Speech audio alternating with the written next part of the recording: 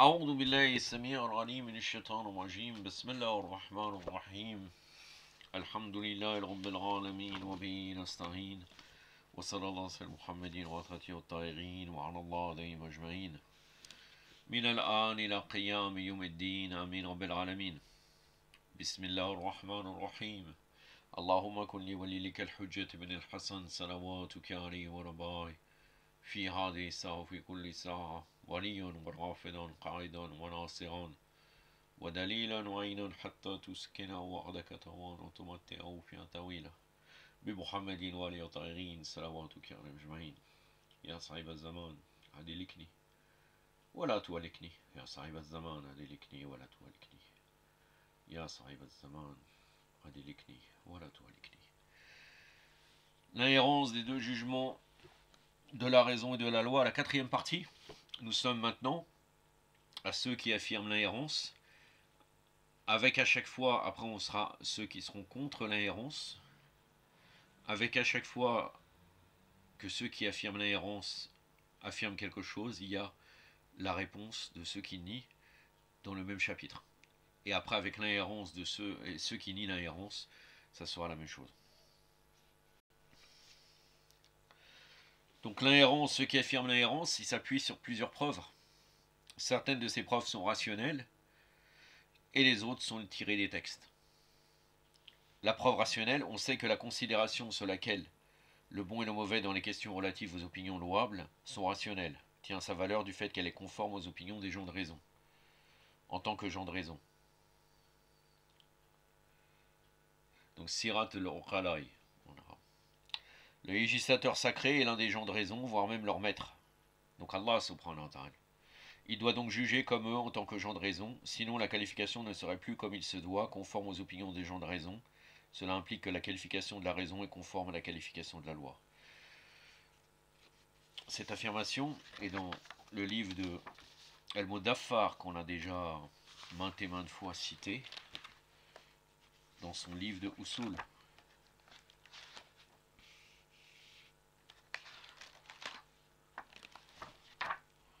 Le tome 1, page 217. Usul al-Fiqh, les fondements de la jurisprudence, la quatrième édition Dar al-Ta'aruf al-Madbouhat, 1983. Et ceux qui ont critiqué cette preuve, ils ont dit, l'essentiel dans cette preuve est qu'elle juge ce qui est absent à partir d'une analogie avec ce qui est présent. En d'autres termes, elle juge ce que Allah doit faire à partir d'une analogie avec ce que les gens de raison doivent faire. Un tel jugement est faux car ce qui peut venir d'Allah peut ne pas venir de l'homme. Ça c'est Rujdi Olayan qui l'avait dit à la page 154 de son ouvrage, que je vous ai cité aussi précédemment.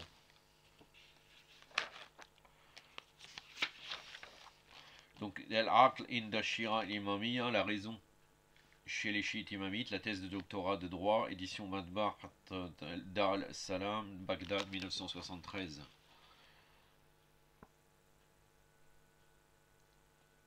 Donc on peut répondre à cette critique en disant qu'il est possible de discuter au sujet du fondement du bon et du mauvais rationnel de la façon indiquée plus haut.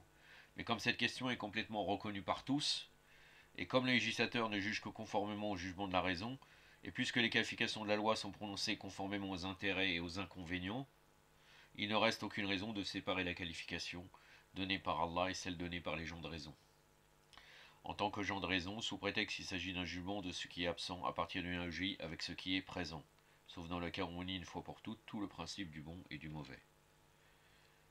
Donc certains usulites, imamites, fondamentalistes chiites, ont critiqué le fait que la question soit entièrement fondée, comme c'est le cas dans cette preuve, sur la considération selon laquelle le législateur est le maître des gens de la raison, car disent-ils, le législateur, bien qu'il soit vraiment le maître des gens de la raison, et bien que tous ces jugements sont des jugements de raison, ne peut être considéré comme n'importe lequel des gens de raison. Il possède, ne serait-ce que dans certaines situations, quelque chose qui le distingue d'eux. Et Mohamed Baqir Sadr, dans son livre de Durus, donc dans son livre de leçons de le fiqh, Douros fil usul al-fiqh, la cour des fondements de la jurisprudence, édition Dar al-Kitab el-Lubnani, Beyrouth, 1978, numéro 2, page 162, nous dit: la question tient non à partir de la considération selon laquelle le législateur est le maître, le chef des gens de raison, ce qui est petit de lui peut l'être aussi d'eux, comme on le constate chez certains fondamentalistes. Car le fait qu'il soit ainsi implique la nécessité qu'il soit distingué d'eux dans certaines situations, et cela entraîne la possibilité pour eux d'être dans l'erreur dans des domaines autres que ceux relatifs aux perceptions innées de leur raison. D'où l'envoi par Allah des prophètes et des imams, alayhi salam. B. Lorsque la raison saisit qu'une chose est bonne ou mauvaise, elle saisit nécessairement que ce qui est perçu par elle comme bon est recherché par le législateur, et ce qui est perçu par elle comme mauvais est rejeté par le législateur. Sinon, il serait possible que Allah ordonne le mauvais et déconseille le bon, ce qui est faux. Pour cette raison, il est nécessaire que le jugement du législateur, au sujet de ce qui est qualifié par la loi et de ce qui n'est pas qualifié par la loi, fasse partie des qualificatifs, et ceci conformément à la considération selon laquelle la raison saisit le bon et le mauvais. Le savant El-Haraji dit: tout ce que le législateur considère comme bon ou mauvais est de nature à être ordonné ou déconseillé. Sinon, il serait de nature à interdire l'obligatoire, et le nécessaire, comme la reconnaissance des bienfaits du bienfaiteur et la remise du dépôt au dépositeur, ou permettre les actes mauvais et interdits comme l'homicide et la destruction des biens, ce qui est impossible d'émaner d'Allah. C'est dans le livre Le traité sur l'adhérence d'El-Haraji. Je vous donne la référence tout de suite, Inch'Allah. Morsen ibn al-Hassan El-Haraji, El-Marsoul fi Ilm al-Usul, la récolte en sciences des fondements. Ça, c'est un manuscrit dans la bibliothèque de l'imam El-Khalisi, donc de Shir El-Khalisi, connu. El-Khazemiya, Irak, numéro 263. Une autre copie porte le numéro 44.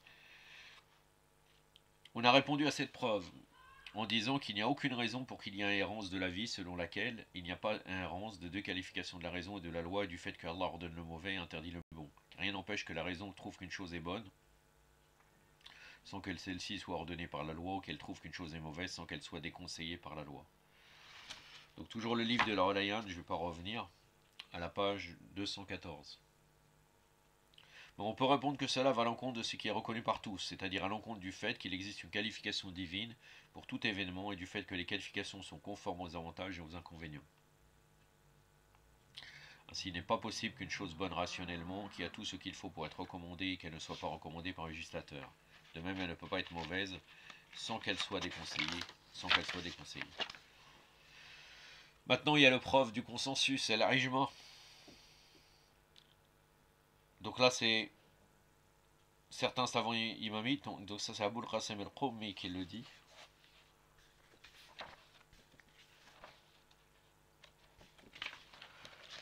Je vous donne la référence tout de suite. Allahumma salli ala Muhammadin wa Qawain al-Usul, les lois des fondements, lithographie, donc c'est l'édition recopiée du manuscrit original. Iran, 1275 de l'Hégire, 1858 après Jésus-Christ, dans son livre à la page 260.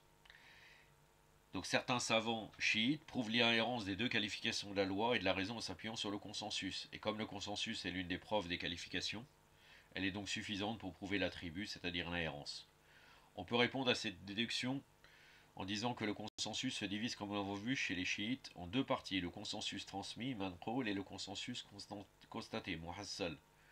Si par consensus, le savant qui mène l'opération de déduction étant le consensus transmis, celui-ci n'a, même s'il est réellement présent dans cette situation, aucune capacité significative. Et le fait que certains savants pensent le contraire ne change en rien la réalité concernant ce sujet. Comme nous l'avons vu lors de notre étude sur la preuve du consensus, le consensus transmis n'a pas une capacité significative car il est fondé sur l'intuition et non pas sur l'essence, et par la suite il n'a d'aucune utilité. Si au contraire, par consensus, on entend le consensus constaté, c'est-à-dire celui qui révèle la vie de l'infaillible, ce consensus n'a rien qui prouve sa présence réelle dans cette situation. Comment peut-on parler de consensus constaté alors que le désaccord règne quant à savoir l'attitude de la loi, c'est-à-dire des infaillibles, alayhi salam, en ce qui concerne cette question qui est elle-même l'objet du désaccord? C'est-à-dire parce que dans les deux côtés, que ce soit les Harbaris qui rejettent la preuve de l'inhérence entre la raison et la loi, ou certains savants aussi, ou soulites qui rejettent, et les autres qui acceptent, tous argumentent avec des hadiths d'Ahlul Bayt, donc il n'y a pas de consensus en réalité. Même si l'on admet la thèse selon laquelle le consensus constaté est établi, cela reste de toute façon une attitude à laquelle s'oppose une autre thèse soutenue par les traditionalistes, donc les Arbari, qui prouvent la non-errance en s'appuyant sur un consensus constaté opposé au premier. Maintenant, la preuve des textes. Ceux qui affirment l'inhérence s'appuient pour soutenir leur point de vue sur certains textes du Coran et de la Sunna, comme le verset coranique. Allah ordonne l'équité, la bienfaisance et la libéralité envers les proches parents. Il interdit la turpitude, l'acte répréhensible et la rébellion. C'est la sourate numéro 16, verset 90. Si je veux de mémoire, il me semble que la sourate numéro 16, c'est la sourate des abeilles. Oui, exactement. Le verset 90.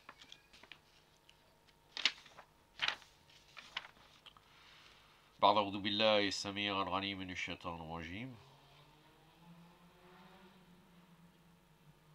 إن الله يأمر بالعدل والإحسان وإيتاء ذي القربى وينهى عن الفحشاء والمنكر والبغي صدق الله العلي العظيم. Donc c'est jusqu'aux 2/3 du verset. Donc la déduction se fait à partir d'une interprétation sur laquelle l'équité est l'adl.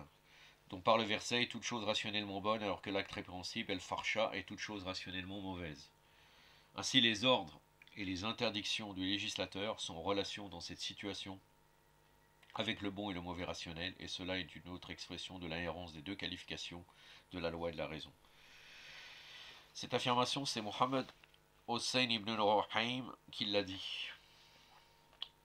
Ibn al-Ruhaym el-Asfahani, el-Fusul fil el-Usul, les chapitres en fondement, la lithographie, Iran 1266 de l'Hégire, 1849, après Jésus-Christ, à la page 339.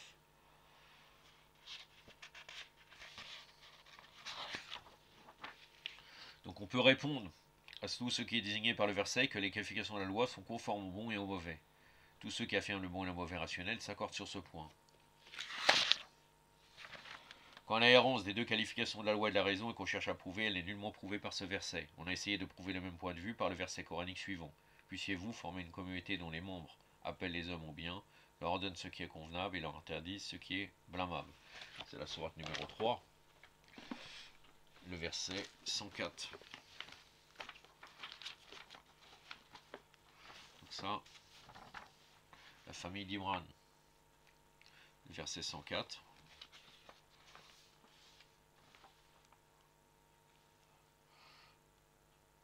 Jusqu'à les 2/3 du verset. Ba'da'udhu billahi samir al-alim al-shaitan rajim. Wa il takuna minkum hummatun yaduna ila al-khair wa yamuru bil ma'ruf wa yanha 'anil munkar. Sadaqallahu al-aliyyul azim.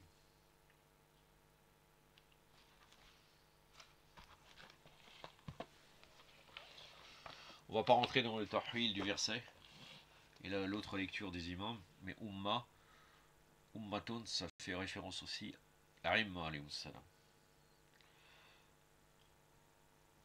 La déduction se fait à partir d'une interprétation sur laquelle appeler au bien et ordonner ce qui est convenable englobe toute bonne chose, car le bien est ce qui est considéré comme bon par la raison, et l'interdiction ce qui est blâmable, et l'interdiction de ce qui est blâmable et l'interdiction de ce qui est mauvais, car le blâmable est ce qui est blâmé, considéré comme mauvais par la raison. Ainsi l'appel dans le verset à faire le bien, à ordonner ce qui est convenable et interdire ce qui est blâmable, est le même que celui de la raison, qui incite à faire ce qui est bon et à abandonner ce qui est mauvais, et par la suite il loue celui qui fait ce qui est bon et blâme celui qui fait ce qui est mauvais. Et cela prouve qu'il y a inhérence des deux qualifications de la loi et la raison. Ceux qui s'opposent à cela, ils ont répondu en disant que cette façon d'interpréter le verset fait ressortir un sens qui contredit son sens apparent. Ordonner ce qui est convenable n'est rien d'autre qu'ordonner le respect des enseignements de la loi. Interdire ce qui est blâmable, c'est interdire ce qui contredit la loi. Considérer les objets de la perception rationnelle comme faisant partie de ce qui est signifié par le verset est une façon de les considérer comme des qualifications légales. C'est la même chose qu'on essaie de prouver comme étant une inhérence. Ainsi, la déduction à partir de ce verset se fait en se fondant sur la thèse qu'on essaye de prouver.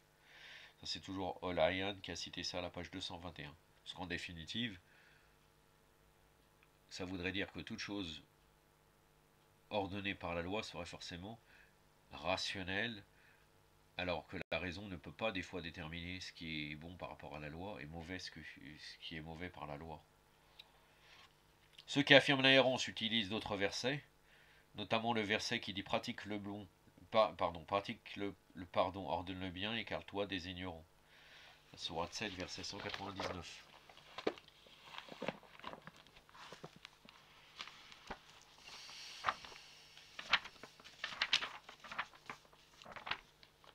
Donc la sourate El-Araf, le verset 199. Il me semble que c'est dans la bouche de... C'est relié à Ibrahim, alayhi salam. Bon, ça reste qu'un détail.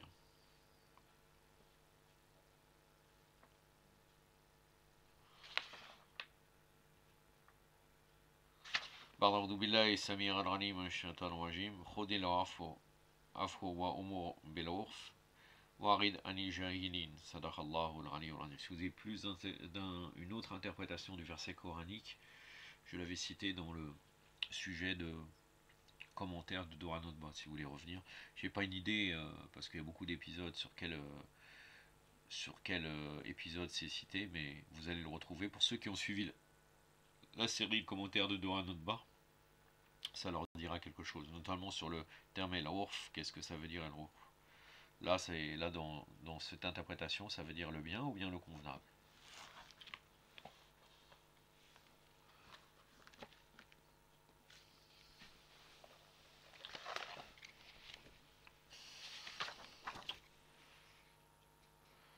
Et puis aussi, ceux qui affirment l'errance soutiennent leur point de vue par des textes de la Sunna.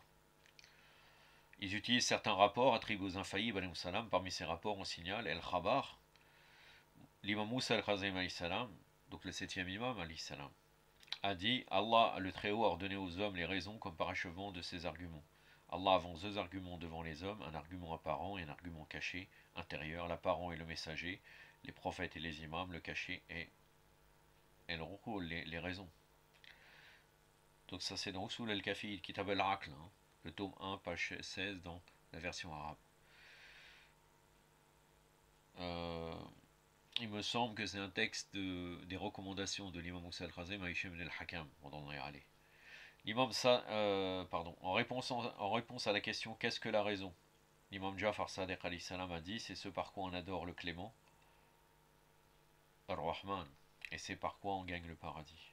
Ça c'est très très important pour délimiter que nos raisons qui ne nous emmènent pas vers cela, ceux qui prétendent avoir la raison en dehors du divin, eh ben c'est faux. Parce que les raisons actuelles touchées par l'éducation, etc., comme on avait parlé dans les profs de la raison, ne démontrent rien en réalité. Le tome 1, page 11.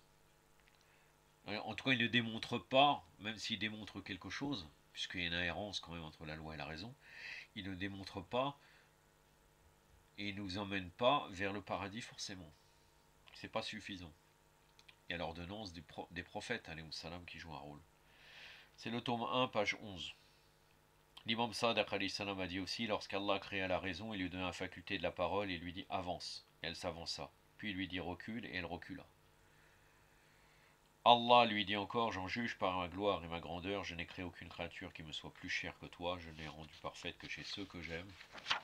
En fait, c'est toi que je donne et c'est à toi que j'interdis. C'est toi que je châtie et c'est toi que je récompense. Toujours sous le Kafi, Kitab al-Aql, le tome 1, page 10. Ces rapports et leurs semblables se prononcent clairement sur le fait que la raison est considérée comme l'argument caché, intérieur, et que Allah avance face à ses serviteurs, à côté de l'autre argument, l'apparent représenté par le messager et les imams. Il est clair aussi que selon ces rapports, le châtiment et la récompense sont décidés selon la raison, et que l'adoration du clément et l'entrée au paradis se font par la raison.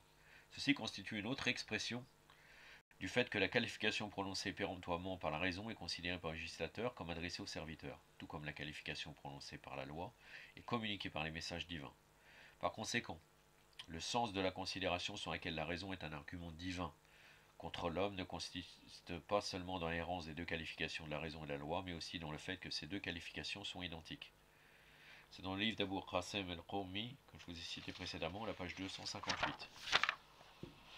On a répondu à ce point de vue en disant que ces quelques rapports nous renseignent sur la grande importance de la raison. Quelle est la condition de la responsabilité légale et quel est de ces faits le pivot autour duquel tourne la récompense et le châtiment. et l'argument caché sans lequel ne s'accomplit pas l'argument apparent et ne se justifie pas l'enseignement concernant la résurrection, les interdictions d'Allah et les charges qu'il a assignées aux hommes. De plus, ces rapports ne contiennent rien qui pourra aller dans le sens d'une indépendance de la raison, dans la perception des qualifications, sur l'intervention de la transmission, al-naql, donc le texte. Il n'indique pas non plus que la responsabilité légale et par conséquent la récompense et le châtiment sont déterminés en fonction des perceptions de la raison. Ça, vous allez retrouver ça dans le livre de Mudaffar, Abdel Hossein al-Mudaffar, le tome 1, page 15. Je vous donne la référence.